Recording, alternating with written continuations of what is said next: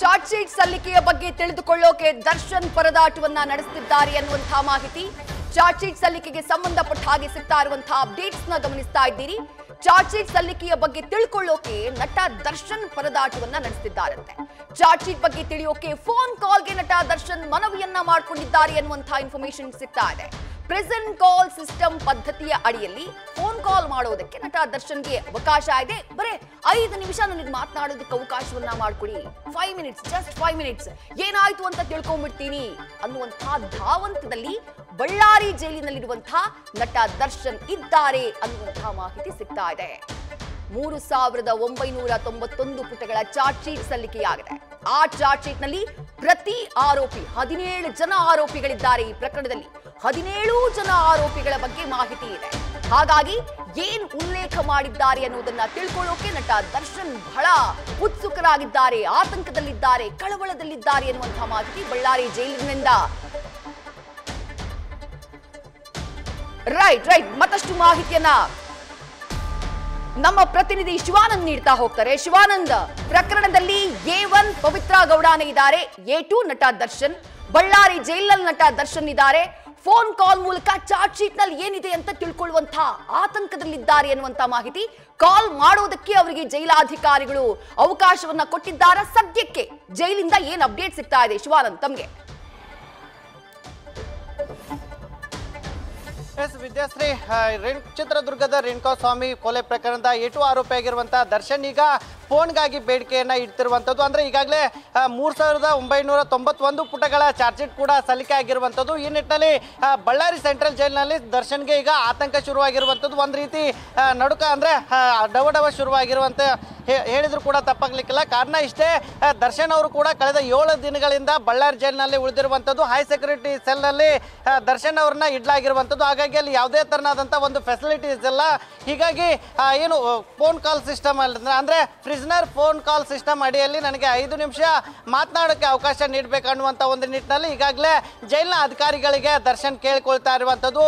ಯಾಕಂದ್ರೆ charge sheet ಈಗಾಗಲೇ ಸಲ್ಲಿಕೆ ಆಗಿರುವಂಥದ್ದು. ಅದರಲ್ಲಿ ಇರ್ತಕ್ಕಂಥ ಅಂಶಗಳೇನು ಮತ್ತೆ ಯಾವ ತೆರನಾದಂಥ ಒಂದು ಚಾರ್ಜ್ ಶೀಟ್ ಸಲ್ಲಿಕೆ ಆಗ್ತಾ ಇದೆ, ಮತ್ತೆ ಇದರಲ್ಲಿ ಯಾರನ್ನ A1 ಆಗಿ ಏನು ಕನ್ವರ್ಟ್ ಮಾಡ್ತಾ ಇದ್ದಾರೆ ಅನ್ನುವಂಥ ಒಂದು ನಿಟ್ಟಿನಲ್ಲಿ ಎಲ್ಲ ಆಯಾಮದ ಮಾಹಿತಿಗಳನ್ನ ಕ್ಷಣಕ್ಕೆ ತಿಳಿದುಕೊಳ್ಳಲು ಈಗ ದರ್ಶನ್ ಕೂಡ ಮುಂದಾಗಿರುವಂಥದ್ದು. ಹಾಗಾಗಿ ಒಂದ್ ಕಡೆ ಬಳ್ಳಾರಿಯಲ್ಲಿ ಕೂಡ ಅಂದ್ರೆ ಯಾವುದೇ ಫೋನ್ ಕಾಲ್ ಫೆಸಿಲಿಟೀಸ್ ಇಲ್ಲ, ಜೊತೆಗೆ ಏನು ದರ್ಶನ್ ಇರ್ತಕ್ಕಂಥ ಸೆಲ್ನಲ್ಲಿ ಯಾವುದೇ ತರನಾದ ಟಿವಿ ವ್ಯವಸ್ಥೆ ಇಲ್ಲ. ಹಾಗಾಗಿ ದರ್ಶನ್ ಅವ್ರಿಗೆ ಈಗ ಒಂಟಿಯಾಗಿರುವಂಥದ್ದು. ಒಂದ್ ಕಡೆ ಯಾವುದೇ ಮಾಹಿತಿ ಕೂಡ ಸಿಗ್ತಾ ಇಲ್ಲ. ಹಾಗಾಗಿ ನನಗೆ ಫೋನ್ ಕಾಲ್ನ ವ್ಯವಸ್ಥೆಯನ್ನ ಮಾಡಿಕೊಡಿ, ನಾನು ಕುಟುಂಬಸ್ಥರೊಂದಿಗೆ ಮಾತನಾಡಬೇಕು ಅನ್ನುವಂಥ ಒಂದು ನಿಟ್ಟಿನಲ್ಲಿ ಈಗಾಗಲೇ ಜೈಲಿನ ಅಧಿಕಾರಿಗಳಿಗೆ ದರ್ಶನ್ ಮನವಿ ಮಾಡಿಕೊಳ್ತಿರುವಂಥದ್ದು. ಆದರೆ ಈವರೆಗೂ ಕೂಡ ಅಧಿಕಾರಿಗಳು ಯಾವುದೇ ತರನಂತ ಫೋನ್ನಲ್ಲಿ ಮಾತಾಡೋಕ್ಕೆ ಅವಕಾಶ ಕೊಟ್ಟಿಲ್ಲ. ಕಾರಣ ಅಂದರೆ ಅವರು ಮೊದಲು ಯಾರ ಜೊತೆಗೆ ಮಾತಾಡ್ತಾರೆ ಅವುಗಳನ್ನು ನಂಬರ್ಗಳನ್ನು ಜೈಲಾಧಿಕಾರಿಗಳಿಗೆ ಸಬ್ಮಿಟ್ ಮಾಡಬೇಕಾಗುತ್ತೆ. ತದನಂತರದಲ್ಲಿ ಆ ಒಂದು ಫೋನ್ ಕಾಲ್ಗಳ ಸಂಪೂರ್ಣ ಅಂದರೆ ರೆಕಾರ್ಡ್ಗಳನ್ನು ಜೈಲಿನಲ್ಲಿ ಮಾಡಲಾಗುತ್ತೆ. ಹಾಗಾಗಿ ಆ ಫೋನ್ಗಳು ಮಾಡಿದಂಥ ಸಂದರ್ಭದಲ್ಲಿ ಯಾರ ಜೊತೆಗೆ ಮಾತಾಡ್ತಾ ಇದ್ದಾರೆ ಮತ್ತು ಎಷ್ಟು ನಿಮಿಷ ಮಾತಾಡ್ತಾ ಇದ್ದಾರೆ ಅನ್ನುವಂಥ ಎಲ್ಲ ಮಾಹಿತಿಯನ್ನು ಕೊಡಬೇಕಾಗುತ್ತೆ. ಮತ್ತು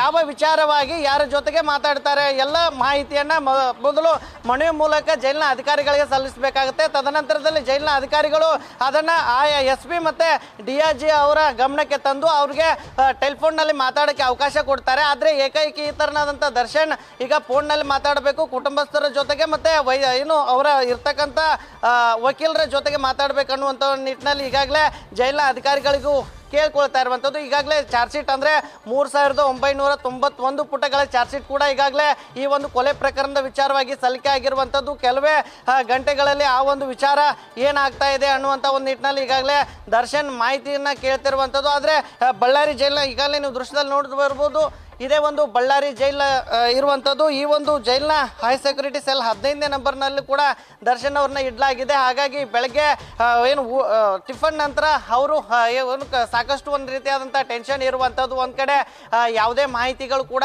ಸದ್ಯ ಒಳಗಡೆ ಗೊತ್ತಾಗ್ತಾ ಇಲ್ಲ.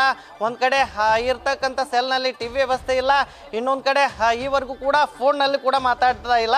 ಹಾಗಾಗಿ ಫೋನ್ಗಾಗಿ ಈಗಾಗಲೇ ದರ್ಶನ್ ಕೂಡ ಮನವಿಯನ್ನು ಮಾಡ್ಕೊಳ್ತಾ ಇರುವಂಥದ್ದು. ಒಂದು ಕಡೆ ಈಗಾಗಲೇ ಚಾರ್ಜ್ ಶೀಟ್ ಸಲ್ಲಿಕೆಯನ್ನು ಹಿನ್ನೆಲೆಯಲ್ಲಿ ಸಿಬ್ಬಂದಿಗಳ ಅಂದ್ರೆ ಜೈಲಿನಲ್ಲಿ ಊಟ ಕೊಡ್ತಕ್ಕಂಥ ಸಿಬ್ಬಂದಿಗಳಿಂದ ಕೆಲವೊಂದಿಷ್ಟು ಮಾಹಿತಿಯನ್ನು ತಿಳಿದುಕೊಳ್ಳುವಂಥ ಒಂದು ಕೆಲಸವನ್ನ ಮಾಡ್ತಾ ಇರುವಂಥದ್ದು. ಆದರೆ ಸಿಬ್ಬಂದಿಗಳು ಕೂಡ ನೀವು ಏನೇ ಕೇಳೋದಿದ್ರು ನಮ್ಮ ಮೇಲಾಧಿಕಾರಿಗಳನ್ನ ಕೇಳಿ ಅನ್ನುವಂಥ ಒಂದು ಮಾಹಿತಿಯನ್ನ ದರ್ಶನ್ಗೆ ಹೇಳ್ತಾ ಇದ್ದಾರೆ ಅನ್ನುವಂಥ ಒಂದು ಅಂಶ ಈಗ ನ್ಯೂಸ್ ಫಸ್ಟ್ಗೆ ಕೂಡ ಗೊತ್ತಾಗ್ತಾ ಇರುವಂಥದ್ದು. ಹಾಗಾಗಿ ಚಾರ್ಜ್ ಶೀಟ್ ಸಲ್ಲಿಕೆ ಆಗ್ತಿದ್ದಂತೆ ಈಗ ಬಳ್ಳಾರಿ ಜೈಲಿನಲ್ಲಿ ನಟ ದರ್ಶನ್ ಕೂಡ ಸಾಕಷ್ಟು ಟೆನ್ಷನ್ ನಲ್ಲಿ ಇರುವಂತದ್ದು. ವಿದ್ಯಾಶ್ರೀ, ಶಿವಾನಂದ್, ಇದುವರೆಗೂ ದರ್ಶನ್ ಜಾಮೀನಿಗಾಗಿ ಅರ್ಜಿಯನ್ನ ಸಲ್ಲಿಸಿಲ್ಲ. ಬಟ್ ಈಗ ಅಸಲಿ ಹೋರಾಟ ಶುರು ಆಗೋದು ಇಲ್ಲಿಂದ. ಅಂದ್ರೆ ಪ್ರಕರಣದ ವಿಚಾರಣೆ ಆರಂಭ ಆಗುತ್ತೆ ಕೋರ್ಟ್ನಲ್ಲಿ.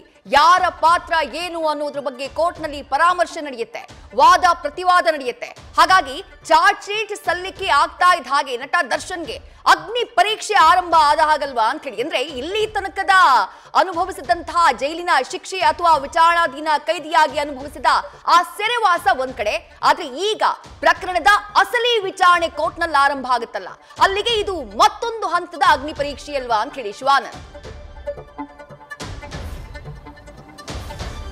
ಖಂಡಿತ ವಿದ್ಯಾಶ್ರೀ, ಈಗಾಗಲೇ ದರ್ಶನ್ ಕೂಡ ಬಳ್ಳಾರಿ ಜೈಲಲ್ಲಿ ಇರುವಂಥದ್ದು. ನಿಜವಾದ ಜೈಲು ವಾಸ ಏನು ಅನ್ನುವಂಥದ್ದನ್ನು ಈಗಾಗಲೇ ದರ್ಶನ್ ಅರ್ಥಕೊಂಡಿರುವಂಥದ್ದು. ಹಾಗಾಗಿ ಇವತ್ತು ಚಾರ್ಜ್ ಶೀಟ್ ಕೂಡ ಸಲ್ಲಿಕೆ ಆಗಿರುವಂಥದ್ದು. ಆ ಒಂದು ಚಾರ್ಜ್ ಶೀಟನ್ನು ಅಂಶಗಳನ್ನು ಅವರು ತಿಳಿದುಕೊಳ್ಬೇಕಾಗುತ್ತೆ. ತದನಂತರದಲ್ಲಿ ಅವರ ಸಂಬಂಧಪಟ್ಟಂಥ ಕುಟುಂಬಸ್ಥರ ಜೊತೆಗೂ ಕೂಡ ಮಾತುಕತೆಯನ್ನು ನಡೆಸಬೇಕಾಗುತ್ತೆ. ಯಾಕಂದರೆ ದರ್ಶನ್ ಯಾವ ವಿಚಾರ ಅಂದರೆ ಈಗಾಗಲೇ ಪ್ರಕರಣದಲ್ಲಿ ಗಂಭೀರ ಆರೋಪ ಇರುವಂಥದ್ದು. ಒಂದು ಕಡೆ ಅಂದರೆ ತೀವ್ರತರದಂಥ ಕೊಲೆ, ಅಂದರೆ ಅವರಿಗೆ ವಿಚಿತ್ರ ಹಿಂಸೆ ನೀಡಿ ಕೊಲೆ ಮಾಡಿದ್ದಾರೆ ಅನ್ನುವಂಥ ಒಂದು ಅಂಶ ಕೂಡ ಈಗಾಗಲೇ ಚಾರ್ಜ್ ಶೀಟ್ನಲ್ಲಿ ಉಲ್ಲೇಖ ಆಗಿರುವಂಥದ್ದು. ಒಂದು ಕಡೆ ಈಗಾಗಲೇ ಪವಿತ್ರ ಗೌಡ ಅವ್ರನ್ನ ಈ ಒಂದು ಪ್ರಕರಣದಲ್ಲಿ A1 ಆರೋಪಿ ಮಾಡಿದರೆ A2 ಆರೋಪಿಯಾಗಿ ನಟ ದರ್ಶನ್ ಅವ್ರನ್ನು ಕೂಡ ಮಾಡಿರುವಂಥದ್ದು. ಹೀಗಾಗಿ ದರ್ಶನ್ ಅವರು ಕೂಡ ತಮ್ಮ ಮುಂದಿನ ಸಿನಿಮಾ ಬಹುಶಃ ಮತ್ತೆ ಬಳ್ಳಾರಿ ಜೈಲಿನಲ್ಲಿ ಅದು ಸರಿ ಹೋಗ್ತಾ ಇಲ್ಲ ಅನ್ನುವಂಥ ಒಂದು ನಿಟ್ಟಿನಲ್ಲಿ ಸಾಕಷ್ಟು ಅಂದರೆ ಜೈಲಿನ ಸಿಬ್ಬಂದಿಗಳ ಮುಂದೆ ಕೂಡ ಅಳಲನ್ನು ತೋಡ್ಕೊಳ್ತಾ ಇರುವಂಥದ್ದು. ಹಾಗಾಗಿ ಇವತ್ತು ಈಗ ಚಾರ್ಜ್ ಶೀಟ್ ಕೂಡ ಅಂದರೆ 3991 ಪುಟಗಳ ಚಾರ್ಜ್ ಶೀಟ್ ಕೂಡ ಈಗಾಗಲೇ ಕೋರ್ಟ್ಗೆ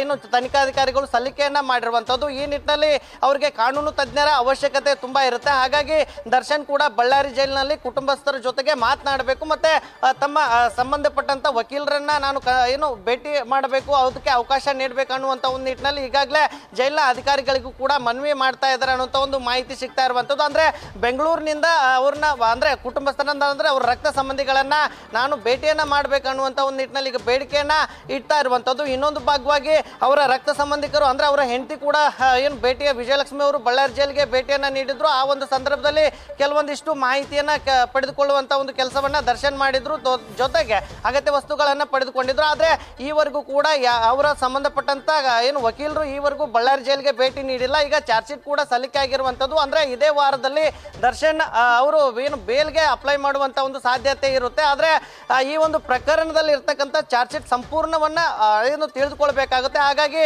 ನಮಗೆ ಕಾನೂನು ತಜ್ಞರ ಅಗತ್ಯ ಇದೆ. ಹಾಗಾಗಿ ನಮ್ಮ ವಕೀಲರಿಗೆ ಬರೋ ಹೇಳಲು ಈಗಾಗಲೇ ದರ್ಶನ್ ಜೈಲಾಧಿಕಾರಿಗಳ ಮೂಲಕ ಈಗ ಮನವಿ ಕೂಡ ಮಾಡಿಕೊಳ್ತಿರುವಂತದ್ದು. Vidyashree, right, thank you Shivanand ತಮ್ಮೆಲ್ಲ ಡೀಟೇಲ್ಸ್ಗೆ.